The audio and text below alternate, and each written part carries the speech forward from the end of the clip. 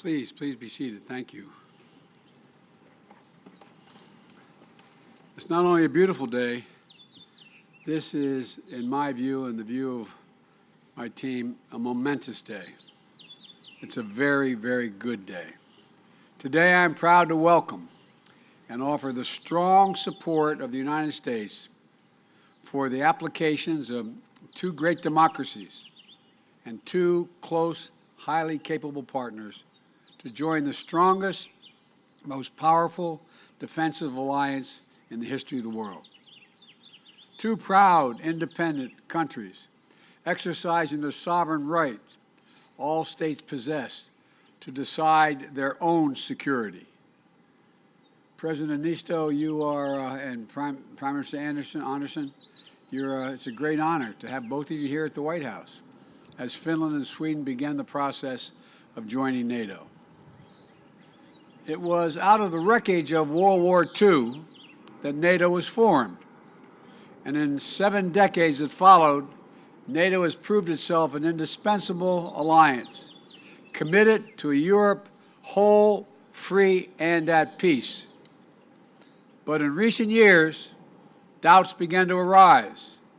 Was NATO still relevant? Was it still effective? Is it still needed in the 21st century world? Today, there is no question NATO is relevant, it is effective, and it is more needed now than ever. The indispensable alliance of decades past is still the indispensable alliance for the world we face today, and I would argue tomorrow as well.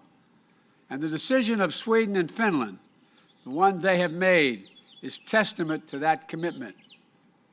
This is about the future. It's about a revived NATO that has the tools and resources, the clarity and conviction to defend our shared values and lead the world. Sweden and Finland are already among our closest partners on a range of issues, from strengthening peace and stability to advancing human rights to taking on the climate crisis and addressing food insecurity, from strengthening the global health to promoting development. Finnish and Swedish troops have already served shoulder to shoulder with U.S. and NATO forces in Kosovo, in Afghanistan, and in Iraq. And both Finland and Sweden are already working in coordination with the United States and our other allies and partners to support the brave people of Ukraine as they defend their freedom against Russia's invasion. Sweden and Finland have strong democratic institutions, strong militaries, and strong and transparent economies, and a strong moral sense of what is right. They meet every NATO requirement, and then some. And having 2 new NATO members in the High North will enhance the security of our alliance and deepen our security cooperation across the board. Today, the President, the Prime Minister, and I had a very good discussion about NATO accession, about the war in Ukraine, and strengthening transatlantic security. But our conversations began well before today. President Niinisto and I spoke last December, and again in January, and the weeks leading up to Russia's unjust and unprovoked assault on Ukraine. In March, the President came to the White House to see me, to discuss this brutal conflict and the rupture it's causing in Europe. While we were in the Oval Office together, we picked up the phone and we called the Prime Minister, and the 3 of us all spoke. And we spoke again last week when I invited them to come to the White House today. We have consulted closely at every stage as Sweden and Finland made their determinations. And today I'm proud to assure them that they have the full, total, complete backing of the United States of America. Today, my administration is submitting to the United States Congress reports on NATO accession for both countries so the Senate can efficiently and quickly move on advising and consenting to the treaty. I greatly appreciate Senator Schumer and McConnell's support, as well as Senator Menendez and Risch, to move this through the Senate as quickly as possible once the perspective of all allies are addressed and NATO adopts the accession protocols. The bottom line is simple, quite straightforward. Finland and Sweden make NATO stronger, not just because of their capacity, but they're strong, strong democracies. And a strong, united NATO is the foundation of America's security. By joining NATO, allies make a sacred commitment to one another that an attack on one is an attack against all. It's Article 5 of the Washington Treaty and the core building block of our alliance. And the only time in history Article 5 has been invoked was after 9/11, when the United States was attacked and all our allies rallied to our side. The United States will never forget that, and we will never fail in our pledge to defend every single inch of NATO territory. I welcome Sweden and Finland choosing that responsibility as well. This is going to benefit all of our people. And today, the President, Prime Minister, and I committed that we're going to work together to remain vigilant against the threats to our shared security and deter and confront any aggression while Finland and Sweden are in this accession process. There's nothing going to be missed, as my mother would say, between the cup and the lip. We're in once it is moving forward. I really mean it. I really mean it. So let me be clear. New members joining NATO is not a threat to any nation. It never has been. NATO's purpose is to defend against aggression. That's its purpose, to defend. And let no one make a mistake. The meaning of this historic day. In the face of aggression, NATO has not grown weaker or more divided. It has grown stronger, more united. With Finland and Sweden's decision to request membership in NATO, it'll be enhanced for all time. Standing together today, we reject the bloody creed that might makes right, and we declare more powerful creed. All for one and one for all. Because what NATO makes strong isn't just our enormous military capacity, but our commitment to each other, to its values. NATO is an alliance of choice, not coercion. This is a victory for democracy in action. Finland and Sweden are seeking to join NATO because their citizens demanded it, and their elected leaders heard them. That's how it works when leaders derive their power from the consent of the government, from the consent of the governed. And that's why NATO's open door has always been so important. It allows nations to choose for themselves to ask to be part of a group of nations that value freedom, democracy, and human dignity above all else. Countries must demonstrate that they meet NATO's high standards for military interoperability, economic transparency, and democratic accountability. That's what Sweden and Finland have done. And so today, it's an affirmation of those countries in Europe that share our values, that we're willing and able to do what it takes to be part of the alliance. NATO's door remains open.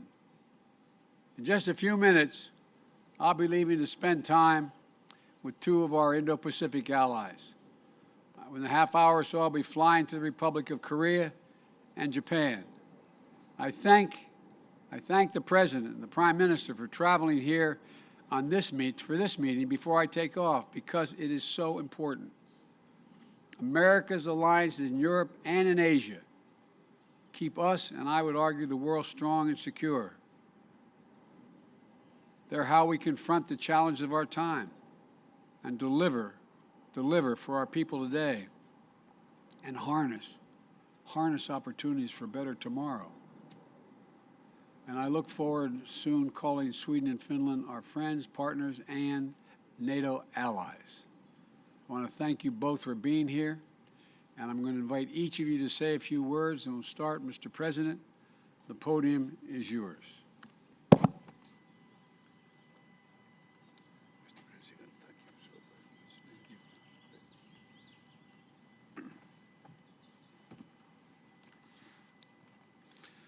Mr. President, it is with great pleasure and honor to be standing here today with you, together with the Swedish Prime Minister Magdalena Andersson.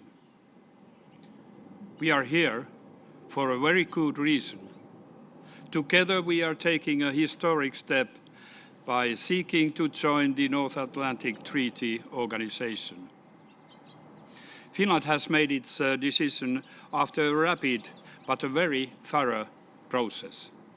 The process has once again revealed the strength of Finnish democracy. Starting from the strong public support, the decision was made with an overwhelming parliamentary majority, and it also enjoys huge, strong popular support. I want to thank you, Mr. President, for your steadfast support throughout this process. In early March, I visited White House, and you encouraged us to go further. That was of vital importance to our process. Your statement yesterday and our trilateral meeting today are a testimony of enduring commitment the United States has made to European and transatlantic security. I want to assure that Finland will become a strong NATO ally. We take our security very seriously. The Finnish armed forces are one of the strongest in Europe. We have also consistently invested in developing our capabilities. The Finns' willingness to defend their country is one of the highest in the whole world. We are ready to contribute to the security of the whole alliance, making the commitment to mutual security guarantees that being a NATO ally entails. Now that we have taken this first decisive step, it is time for NATO allies to weigh in. We hope for strong support from all allies and for a swift ratification of our membership once it's agreed. I believe that the United States can set a crucially important example to others. The Turkish leadership has recently expressed concerns about our membership application. I want to address these concerns today. Finland has always had broad and good bilateral relations to Turkey. As NATO allies, we will commit to Turkey's security just as Turkey will commit to our security. We take terrorism seriously. We condemn terrorism in all its forms, and we are actively engaged in combating it. We are open to discussing all the concerns Turkey may have concerning our membership in an open and constructive manner. These discussions have already taken place, and they will continue in the next days. 24th February, I said that the masks have fallen, and we see only the cold faces of war. Russia's war in Ukraine has changed Europe and our security environment. Finland takes the step of NATO membership in order to strengthen not only its own security, but also in order to strengthen wider transatlantic security. This is not away from anybody. Like you, Mr. President, said, NATO is protective, defending, not a threat to anybody. At the same time, we must not forget that at this very moment, the brave people of Ukraine are fighting not only for their own freedom and democracy, but for our common security. Finland, together with the EU and the United States, stands firmly behind Ukraine. So, Mr. President, once again, I want to thank you for making history with us. Thank you. Thank you.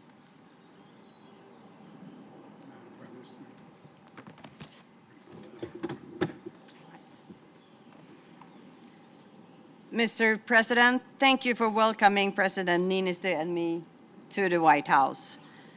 The bonds between Sweden and the United States, they are strong and long-standing. And as you know, Swedes first set foot in your home state of Delaware in 1638. And we were one of the first countries to recognize the United States as an independent nation in 1783. And since then, our countries have developed a deep and long-standing friendship through family ties, trade, and mutual interests. And I personally is very much one part of this. But most of all, our shared values and beliefs in democracy and freedom. Values and beliefs that are now being put to the test. And today, the situation in Ukraine reminds us of the darkest days of European history. And I must say that during dark times, it is great to be among close friends. And over these past months, we have shown transatlantic unity and strength at its best. Together, we have responded forcefully to Russia's aggression and provided unprecedented support to Ukraine. We have not flinched. And Mr. President, I want to thank you for the massive US support to Ukraine and for your sustained engagement in European society. President Niinisto and I have come here at a historic moment for our countries. And for Sweden, after 200 years of military non-alignment, Sweden has chosen a new path. Yesterday, Sweden and Finland submitted our formal requests to join NATO. And Russia's full-scale aggression against a sovereign and democratic neighbor, that was a watershed moment for Sweden.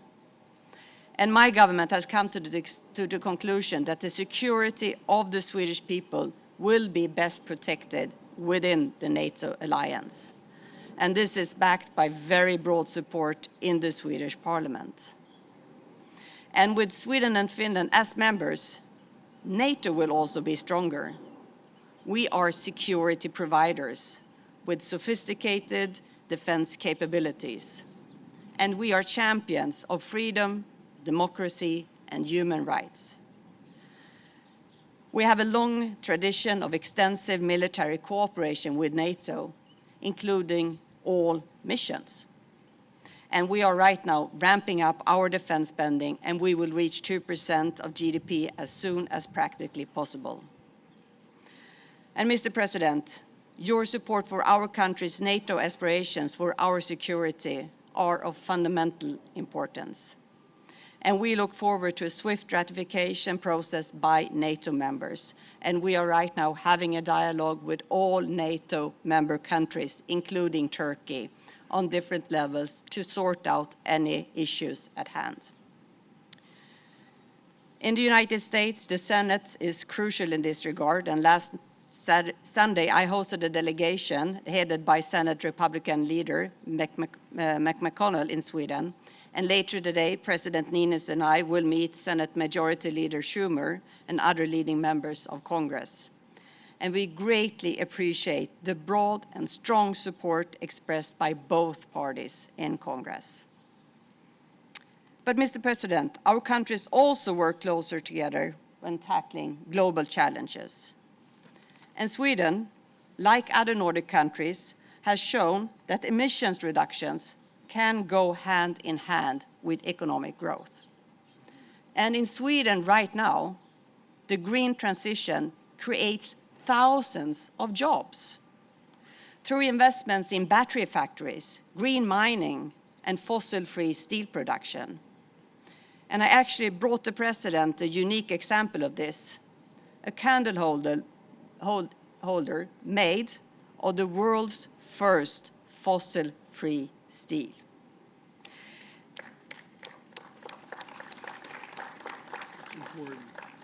And what we see in Sweden right now is that previously neglected areas are no longer struggling with unemployment or depopulation. But how to build housing, infrastructure, and schools quick enough to meet up with the expansion. And here I see fantastic opportunities to cooperate between the Nordic countries and the United States. And I'm also proud that Sweden contributes to the US economy and the prosperity of the American people. Swedish companies are active in every single state, creating more than 350,000 jobs in the United States. And we are the 15th largest investor. Mr. President, I want to thank you for your leadership in our joint efforts to promote democracy throughout the world. Because democracy requires constant work and safeguarding. We have to win every new generation. And let me conclude where I started. Peace and stability in our part of the world is a common security interest for us, for you, and for the rest of Europe. And we stand here today more united than ever, and we are committed to strengthening our bonds even further. And Sweden is prepared to shoulder its responsibility as an ally in the North Atlantic Treaty Organization. Thank you. Thank you, thank you, thank you. That's wonderful. Thank you. You might be worried right now during this How do you vulnerable plan to- transition. Mr. President, do you plan on speaking to President Erdogan What can as you part of offer? this process? What can you offer? Mr. President, any of you have any conversations with Mr. Erdogan at Turkey before this process